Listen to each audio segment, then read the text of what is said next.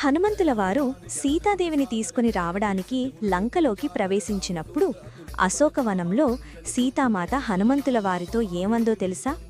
అమ్మ దగ్గరకు వెళ్లిన హనుమంతుడు నమ్రతతో ఇలా అన్నారు: అమ్మా, బెంగ పెట్టుకోకండి. నన్ను శ్రీరామచంద్రమూర్తి పంపారు. నా వీపు మీద కూర్చోండి. 100 యోజనముల సముద్రాన్ని దాటి ప్రశ్రవణ పర్వత శిఖరాలపై ఉన్న శ్రీరామచంద్రుని పాదాల చెంతకు మిమ్మల్ని చేరుస్తాను. అప్పుడు సీతామాత నవ్వుతూ ఇలా అన్నారు: ఏమో ఈ వానరా, ఇంత చిన్న స్వరూపంతో నన్ను మోసుకెళ్తావా? నీ వానర బుద్ధిని బయటపెట్టావోయ్ అనంది. అది విని హనుమంతుడు మనసులో అనుకున్నాడు: అమ్మ నన్ను ఇదే నా నిజస్వరూపం అనుకుంటోంది.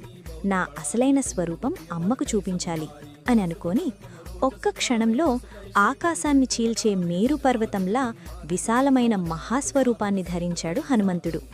ఆ అపార స్వరూపాన్ని చూసి సీతామాత ఆశ్చర్యంతో ఇలా అన్నారు: నాయనా, నాకు నువ్వెవరివో తెలుసు. 100 యోజనముల సముద్రాన్ని దాటి వచ్చిన రోజునే నీ సామర్థ్యాన్ని గుర్తించాను. ఇలాంటి శక్తి గరుత్మంతుడికుంది, నీ తండ్రి వాయుదేవుడికుంది, అలాగే నీకు ఉంది. ఇంత సమర్థుడివి కాకపోతే శ్రీరామచంద్రమూర్తి నిన్ను నా దగ్గరకు పంపేవారు కాదు కదా అని చెప్పింది. జై హనుమాన్ అని కామెంట్ చేయండి.